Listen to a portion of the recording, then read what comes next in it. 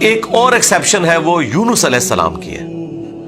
ان کے کیس میں تو اللہ تعالیٰ نے بالکل ڈیفرنٹ ایک فیصلہ فرمایا کہ یونس علیہ السلام کی قوم نے جب عذاب کے آثار دیکھے تو انہوں نے توبہ کی اور اللہ تعالیٰ نے ان سب کا ایمان قبول کر لیا، اور وہ قرآن میں آتا ہے کہ 1,00,000 سے بھی زیادہ لوگ تھے جو سارے کے سارے ایک دن میں مسلمان ہو گئے۔ یعنی یونس علیہ السلام کی سال ہر سال کی تبلیغ نے کوئی اثر نہیں دکھایا، جب عذاب کے آثار نظر آئے تو انہوں نے ایمان قبول کر لیا۔ یہ صرف یونس علیہ السلام کی قوم نہیں، باقی قوموں کے بارے میں بھی سورۃ الانبیاء میں آیا کہ جب کبھی بھی رسولوں کے مخالفین پر عذاب آتا تھا تو مخالفین اس عذاب کے وقت پھر چیخیں مارتے تھے اور کہتے تھے کہ یا اللہ ہمیں ایک دفعہ چھوڑ دے، اب ہم تیرے نبی کو مانیں گے۔ سب سے بڑا خبیث فرعون، اس کے بارے میں قرآن میں سورہ یونس میں ہی ہم پڑھ چکے ہیں کہ اس نے بھی موت کے وقت کہا تھا کہ میں ایمان لاتا ہوں موسیٰ علیہ السلام کے رب پر، بنو اسرائیل کے رب پر، اور پھر اللہ تعالیٰ نے جواب میں فرمایا آن، اس وقت اب ایمان لے کر آیا، اس وقت ایمان لانا تجھے کوئی فائدہ نہیں دے گا۔ جو جامع ترمذی میں بھی حدیث ہے کہ موت کے غرغرے سے پہلے پہلے توبہ قبول ہے۔ یہ جو موت کا غرغرہ ہے نا، یہ امتوں کے کیسز میں عذاب کے آثار کا سامنے نظر آنا ہے۔ وہ پوری قوم کے لیے موت کے غرغرے کا وقت ہے، اگرچہ وہ ان پہ نظر نہیں آئی ہے، لیکن وہ اللہ کا فیصلہ ہو چکا ہے، وہ اب انہوں نے کنفرم مرنا ہی مرنا ہے۔ وہ آثار جب نظر آنا شروع ہوئے تو باقی قومیں بھی آہو بکا کرتی تھیں، اس قوم نے بھی آہو بکا کیا، اور اللہ تعالیٰ نے ان کے کیس میں وہ سن لیا اور انہیں بچا لیا۔ اور جب یونس علیہ السلام واپس آئے وہ تو دنگ رہ گئے کہ یہ کیا ہوا، میں تو انہیں عذاب کا وعدہ دے کے گیا تھا، یہ سارے کے سارے زندہ سلامت ہیں۔ اور اس سے بڑھ کر ان کو حیرانگی یہ ہوئی کہ وہ سب کے سب لوگ ایمان ملے ہیں۔ تو اب حضرت یونس علیہ السلام کو وہ غم تو بھول گیا کہ میرا دیا ہوا وعدہ پورا نہیں ہوا۔ ظاہر ہے ایک امبیرسمنٹ تو تھی کہ آپ قوم کو کہہ کے یہ نکلے ہیں کہ اب تم پہ عذاب آئے گا، اور عذاب نہیں آیا، تو امبیرسمنٹ تو حضرت یونس علیہ السلام نے فیل کی، لیکن اس کی کمپنسیشن اللہ نے اس حوالے سے کر دی کہ جو ان کا مقصد ہے وہ پورا ہو گیا کہ لوگ ایمان لے آئے۔ آپ سورۃ الاعراف میں، سورہ ہود میں بھی دیکھیں گے کہ جب کبھی قوموں پر عذاب آتا ہے تو اینڈ پہ وہ قوم کا پیغمبر عذاب دیکھنے کے بعد اپنی قوم سے مخاطب ہو کے کہتا ہے کہ میری قوم، میں نے تو بڑی کوشش کی تھی کہ تمہیں اس عذاب سے بچا لیتا، لیکن تم خود گمراہی پر تلے ہوئے تھے۔ تو عذاب کے بعد بھی قوموں کا درد پیغمبروں کے سینے میں رہتا ہے، ایک نیچرل چیز ہے، رقیق القلب ہوتے ہیں نا جو پیغمبر ہوتے ہیں۔ تو یہاں پر جب انہوں نے دیکھا سب ایمان لے آئے تو ظاہر ہے کہ وہ ایک ہیپی اینڈنگ ہوئی ہے۔ کیا ڈراپ سین ہوا ہے۔ میں کبھی بعض اوقات یہ جب حضرت یونس علیہ السلام کی قوم کا واقعہ قرآن میں پڑھتا ہوں نا تو میں بڑی خواہش کرتا ہوں کہ میں جنت میں جا کے یہ منظر دیکھوں کہ وقت کا پیغمبر عذاب کی وعید سنا کے گیا ہے اور لوگ چیخو پکار کر رہے ہیں، اور ایسا یونیک کیس ہو گیا، سمجھ لیں مردے ہی زندہ ہو گئے کہ اللہ تعالیٰ ان کی چیخو پکار سن کے ان کی توبہ بھی قبول کر لیتا ہے، اور پھر یونس علیہ السلام جب واپس آتے ہیں ان کی حیرانگی کیا ہوگی، ٹھیک ہے، کیا ڈراپ سین ہوگا۔ میں کہتا ہوں جی اس طرح کی کوئی ٹریجک فلم نہیں ہو سکتی جو یونس علیہ السلام اور ان کی قوم کی ہے۔ اور وہ کیوں ہوا؟ صرف یونس علیہ السلام سے ایک اجتہادی خطا ہوئی۔ ہم اسے گناہ نہیں کہتے، وہ خطا ہے، انبیاء خطا کرتے ہیں، لیکن چونکہ وہ اپنی خطا پر قائم نہیں رہتے اور وہ گناہ کے زمرے میں بھی نہیں ہے، غلطی ہے بحیثیت انسان۔ انسان غلطیوں سے پاک اگر ہم پیغمبروں کو کہتے ہیں تو یہ پاک وہ والا نہیں ہے جس طرح اللہ پاک ہے۔ آپ سبحان کا لفظ صرف اللہ کے ساتھ بولتے ہیں، کوئی پیغمبر بھی سبحان نہیں ہے، پرفیکٹ صرف اللہ ہے۔ دیکھیں انسان تو ہے ہی امپرفیکٹ، جب ہم نیند کے محتاج، کھانے پینے کے محتاج، اس کے بعد ٹوائلٹ کے محتاج، اور سب سے بڑھ کر اپنی زندگی کے لیے اپنے رب کے محتاج، تو انسان تو پرفیکٹ ہے ہی نہیں ہے۔ پرفیکٹ صرف اللہ ہے جو کسی کا محتاج نہیں ہے، غلطیوں سے پاک صرف اللہ ہے۔ یونس علیہ السلام سے جو آپ سمجھ لیں اجتہادی خطا، جسے ہم گناہ نہیں کہتے، وہ یہ ہوئی کہ جب مقررہ وقت کے اوپر قوم یونس ایمان نہیں لے کر آئی تو یونس علیہ السلام نے انہیں کہا کہ اب 3 دن بعد عذاب آ جائے گا، جو اللہ نے وعدہ کیا تھا کہ یہ ان کا سمجھ لیں ٹائم اینڈ ہو رہا ہے، اس ٹائم لائن کے بعد عذاب آنا ہے۔ لیکن ساتھ یہ ضروری تھا کہ اللہ تعالیٰ کی وحی کا انتظار کرنا ہے اس علاقے کو چھوڑنے سے پہلے۔ تمام انبیاء جب قوموں کو وحی سناتے ہیں نا تو پھر اللہ تعالیٰ کی وحی کی اجازت کے بعد اس علاقے کو چھوڑتے ہیں۔ نبی اسلام نے بھی ہجرت دیکھیں اینڈ پہ کی ہے، ایویں نہیں، مطلب آپ خود سے نہیں نکلے، اللہ تعالیٰ کی وحی کے ذریعے نکلے۔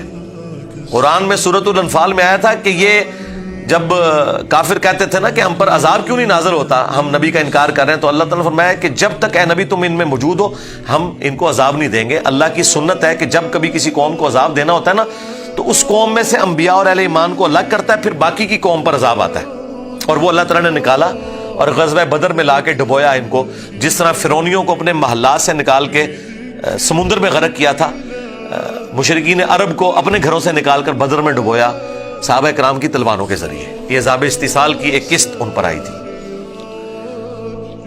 تو یونس علیہ السلام نے ازیوم کیا کہ ظاہر ہے کہ اس کے بعد عذاب تو آنا ہی ہے، لیکن ان کی شان اس سے بلند تھی کہ وہ وحی کا انتظار کیے بغیر نکل گئے۔ بس جب وہ نکلے، جس کشتی میں سوار ہوئے، وہ کشتی جو ہے وہ بھنور میں پھنس گئی، اور ان کی اپنی ایک نارمز چل رہی تھی کہ اگر کشتی بھنور میں پھنس جائے تو یہ اس چیز کی علامت ہے کہ کوئی غلام اپنے آقا کی اجازت کے بغیر بھاگ کر آ گیا۔ پھر وہ قرآن اندازی کرتے تھے، اور جس کے نام قرآن نکلتا تھا اس کو فدیے کے طور پر وہ سمندر میں ڈال دیتے تھے۔ پہلی دفعہ قرآن اندازی کی گئی بیلٹنگ تو حضرت یونس علیہ السلام کا نام نکلا، تو ان کا نہیں یونس علیہ السلام تو اس طرح ہو ہی نہیں سکتا۔ دوسری بار، تیسری بار، تینوں بار یونس علیہ السلام کا نام نکلا قرآن اندازی میں۔ تو یونس علیہ السلام نے، اچھا قرآن میں اشارتاً اس کا ذکر ہے، اسرائیلی روایتوں میں تفصیل کے ساتھ ہے، لیکن یہ بالکل قرآن میں فٹ ان بیٹھتی ہیں۔ یعنی آپ کو یہ تو بتایا گیا کہ یونس السلام مچھلی کے پیٹ میں رہے، تو وہ مچھلی کے پیٹ میں پہنچے کیسے تھے؟ مچھلی کے پیٹ تک پہنچنے کے لیے تو آپ کو دوست چاہیے، نیچے ہے مچھلی، اتنی بڑی ویل مچھلی ہے، کوئی چھوٹی مچھلی کے پیٹ میں تو رہ نہیں سکتا بندہ۔ تو وہ حضرت یونس علیہ السلام کو انہوں نے سمندر میں پھینک دیا۔ یونس علیہ السلام نے خود ہی کہا، ان کو کلک کر گیا کہ یہ معاملہ میرے اینڈ پہ ہے۔ انہوں نے کہا بھائی مجھے پھینکو، تم مجھے سمجھ آ گئی ہے، ظاہر فوراً کلک کر گیا کہ یہ معاملہ خراب میرے سے ہی ہو گیا۔ وہ ان کو سمندر میں پھینک دیا تو اللہ کے حکم سے ایک مچھلی نے انہیں نگل لیا۔ یہ قرآن میں ہے، قرآن میں آگے تفصیل نہیں ہے کہ کتنے دن تک، لیکن تورات میں ملتا ہے کہ 3 دن اور 3 رات تک وہ مچھلی کے پیٹ میں رہے۔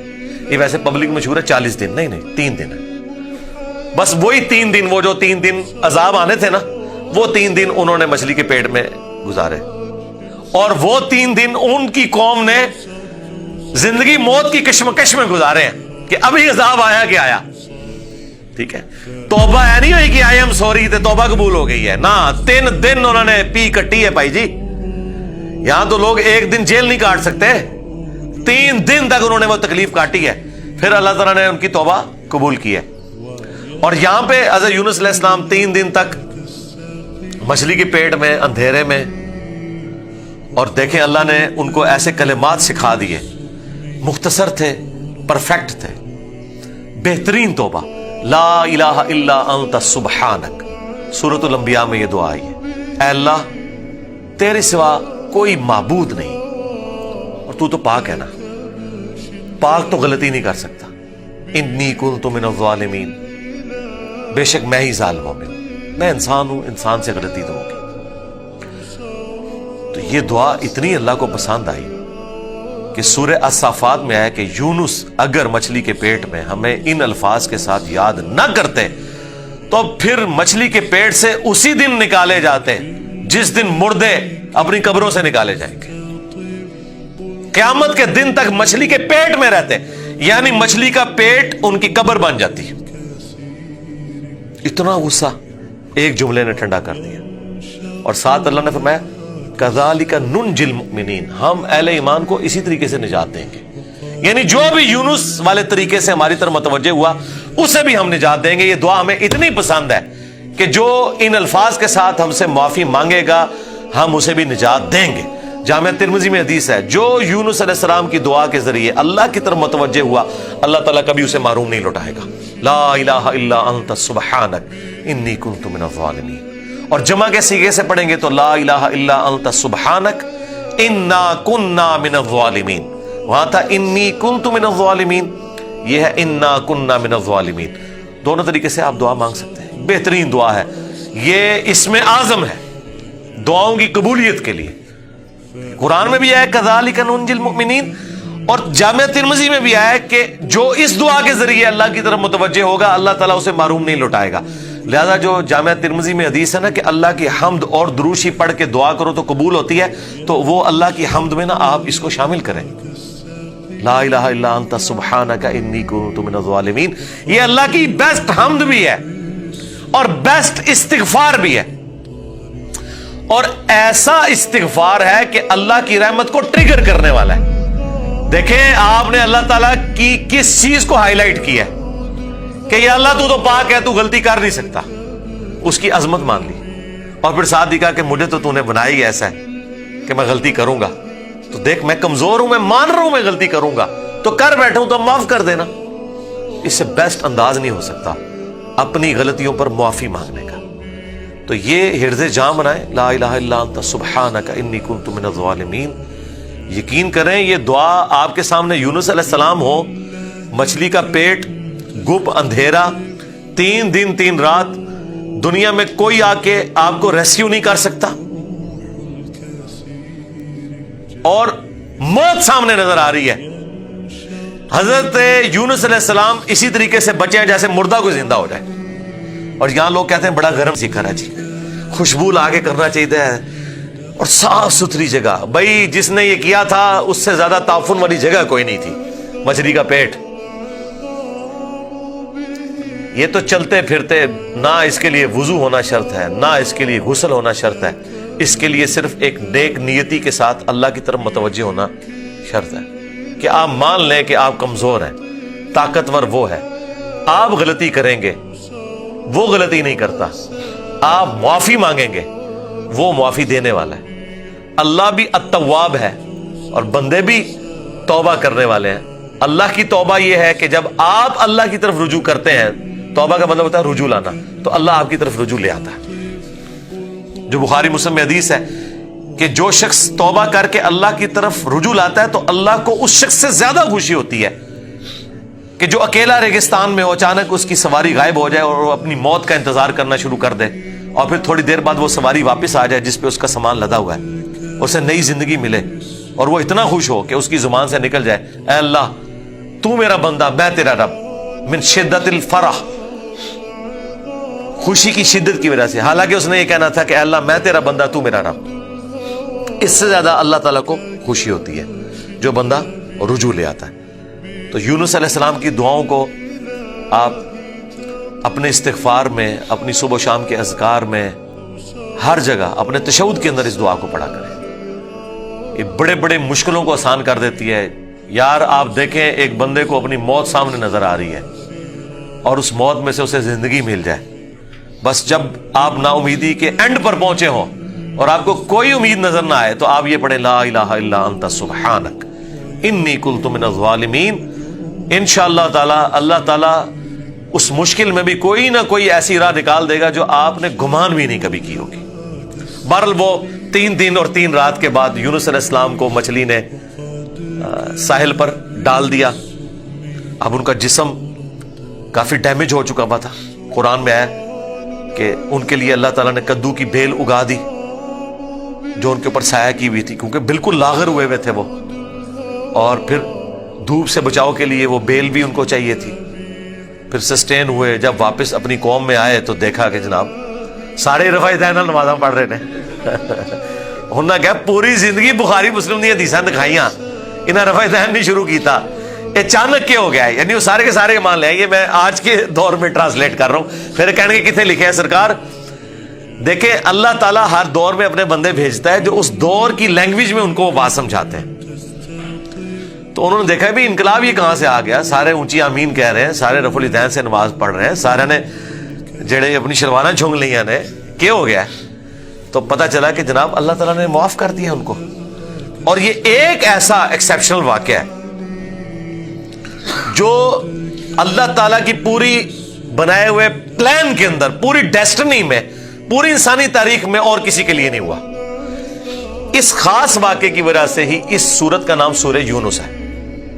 اگرچہ یونس علیہ السلام کا ذکر آپ نے دیکھ لیا، بس یہ اتنا صحیح آ رہا ہے. یہ باقی پورے واقعات قرآن میں سکیٹرڈ فارم میں ہے. سورہ ہود سے میں نے بیان کیا، سورۃ الاعراف، باقی صورتوں سے جوڑ کے آپ کو ایک جگہ پوری پکچر بتائی ہے. حالانکہ عام بندے سے پوچھے نا کہ سورہ یونس میں کیا ہوگا تو وہ یہ بتائیں گے آپ کو کہ سورہ یونس میں یہ لکھا ہوا ہوگا کہ حضرت یونس علیہ السلام کتنے خوبصورت تھے، ان کی زلفوں کا رنگ کیا تھا، ان کے ماں باپ کہاں رہتے تھے، وہ کہاں پیدا ہوئے، کہاں فوت ہوئے. عام آدمی تو یہ سمجھ رہا ہوگا. حالانکہ سورہ یونس کا جو مرکزی ٹاپک ہے نا وہ توحید ہے، ٹوٹل توحید. اور اس میں حضرت یونس علیہ السلام بھی فٹ ان بیٹھ رہے ہیں. کیوں؟ توحید کا مطلب یہ ہے کہ ہوگا وہ جو اللہ چاہے گا، اور اللہ چاہے تو اپنا بنایا ہوا قانون بھی توڑ سکتا ہے. اللہ اپنے قانون کا بھی کوئی پابند نہیں ہے.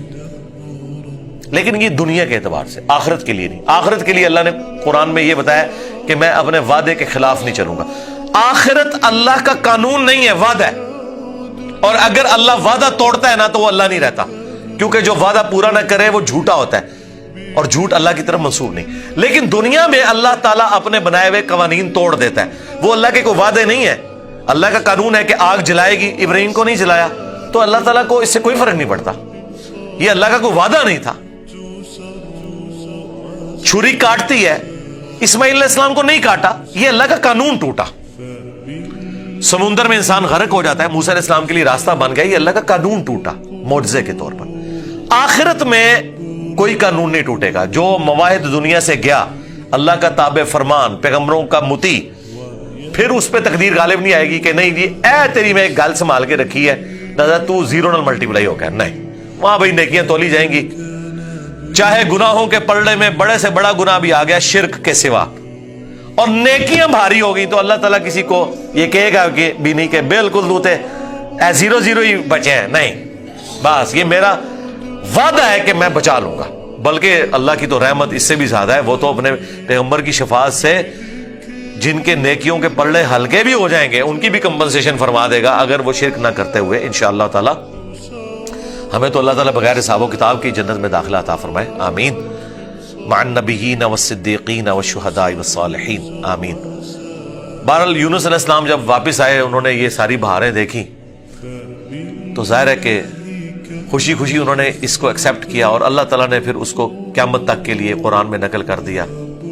اب یہ وہ الفاظ، اب یہ پورے واقعات آپ کے سامنے ہو تو اب آپ اس کا ٹیسٹ فیل کریں. اعوذ باللہ من الشیطان الرجیم، بسم اللہ الرحمن الرحیم. فلولا كانت قرية آمنت فنفعها ایمانها، بس کیوں ایسا نہ ہوا کہ کوئی بستی ایمان لائی ہو تو اس کو ایمان لانا نفع دے دیتا. یہ کبھی ہوا ہی نہیں ایسا. الا قوم یونس، سوائے قوم یونس کے، کہ یونس علیہ السلام کی اجتہادی خطا جو ڈیبٹ تھی وہ کریڈٹ بن گئی ان کے امت کے حق میں، کہ چونکہ ان کے وقت کے پیغمبر نے اللہ کی وحی کے انتظار کے بغیر وہ جگہ چھوڑ دی تھی، اللہ نے اس کا بینیفٹ ان کی قوم کو دے دیا. لما آمنوا، جب وہ ایمان لے آئے، کشفنا عنہم عذاب الخزي فی الحیات الدنیا، تو ہم نے دور کر دیا ان سے، کھول دیا دنیا کی زندگی کی رسوائی کا عذاب. وَمَتَّعْنَاهُمْ إِلَىٰ حِينٍ، اور ہم نے انہیں دنیا میں لطف اندوز ہونے کے لیے ایک اور مدت فراہم کر دی. اللہم احسن عاقبتنا فی الامور کلہا واجرنا من خزی الدنیا وعذاب الآخرہ. آمین. تو یہاں پر وہ عذاب ہم نے ان سے دور کر دیا، یعنی وہ عذاب آیا ہوا تھا، اس کے اثار نمایاں تھے، پھر اللہ تعالیٰ نے وہ کھول دیا. وہ جس شکل میں بھی تھا، کوئی بادل آئے ہوئے تھے، پھر کھول دیے. وَلَوْ شَاءَ رَبُّكَ لَآمَنَ مَنْ فِي الْأَرْضِ كُلُّهُمْ جَمِيعًا، اور اگر تمہارا رب چاہتا تو جتنے لوگ زمین میں آباد ہیں سب کے سب ہی مومن ہو جاتے ہیں۔ اس کا کیا مطلب ہے کہ اگر اللہ تعالیٰ زبردستی ہدایت دینا چاہتا، اس کا یہ مطلب نہیں ہے کہ اللہ تعالیٰ یہ چاہتا ہے کہ لوگ جہنم میں جائیں۔ یہ رسول اللہ کو سنگولر کے سیغے سے تسلی دی جا رہی ہے کہ اگر اللہ تعالیٰ نے زبردستی ایمان دینا ہوتا نا تو دے دیتا سب کو، لیکن اللہ تعالیٰ یہ چاہتا ہے کہ لوگ خود سے اپنی چوائس سے مجھے چوز کریں۔ افانت تکرہ الناس حتی یکونوا مؤمنین، تو اے نبی کیا آپ لوگوں کو مجبور کرنا چاہتے ہیں یہاں تک کہ وہ ایمان لے آئیں؟ یعنی آپ نے زبردستی نہیں کرنا۔ حضور ٹینشن ہی بڑی لیتے تھے کہ میں دعوت دے رہا ہوں لوگ قبول نہیں کر رہے، تو حضور کو کہا کہ آپ نے ٹینشن نہیں لینی، جنہوں نے جہنم میں جانا ہے جائیں۔ سورۃ البقرہ میں ہے کہ ہم آپ سے نہیں پوچھیں گے لوگ جہنم میں کیوں پہنچ گئے۔ سورہ طٰہٰ میں آیا کہ ہم نے قرآن اس لیے نازل نہیں کیا کہ آپ مشقت میں پڑھ دیں۔ ما انزلنا علیک القرآن لتشقى الا تذکرۃ لمن یخشی، یہ اس کے لیے ہے جو اللہ کی دھمکی سے ڈر جائے۔ وما کان لنفس ان تؤمن الا باذن اللہ، اور کسی جان کے لیے یہ ممکن ہی نہیں ہے کہ وہ ایمان لے آئے مگر اللہ کے اذن سے۔ مراد یہ کہ صرف کوشش بھی کوئی چیز نہیں ہے، اللہ کی طرف متوجہ بھی ہوں، تقدیر پلس کوشش دونوں مل کے کمپلیشن کی طرف جاتے ہیں۔ ربنا لا تزغ قلوبنا بعد اذ ہدیتنا وہب لنا من لدنک رحمہ انک انت الوہاب، آمین۔ وَيَجْعَلُ الرِّجْسَ عَلَى الَّذِينَ لَا يَعْقِلُونَ، اور اللہ تعالیٰ کی سنت ہے کہ وہ گندگی ڈال دیتا ہے ان لوگوں پر جو بے سمجھ ہیں، یعنی جو اپنی عقل کو استعمال نہیں کرتے ان پر اللہ گندگی ڈال دیتا ہے، انہیں حق بات سجائی نہیں دیتی، اور دوسروں کو اللہ تعالیٰ ان کی کوشش کی سبب ایمان دے دیتا ہے۔ اس کو آپ دنیا میں مثال سے سمجھیں، ایک ہی بارش برستی ہے نا، زرخیز زمین پر برستی ہے تو وہاں سے کھیتی نکلتی ہے، اور گندگی کے ڈھیر پہ جب وہ بارش پڑتی ہے تو بدبو نکلتی ہے۔ اس میں بارش کا قصور نہیں ہے، اس گندگی کے ڈھیر کا۔ ایک شخص نے اپنے آپ کو خود گندگی کا ڈھیر بنا لیا کہ اس نے حق بات قبول نہیں کرنی، تو اس کا اینڈ رزلٹ یہی نکلنا ہے کہ اس سے آپ پورا قرآن گزار دیں، اس سے کوئی فرق نہیں پڑے گا۔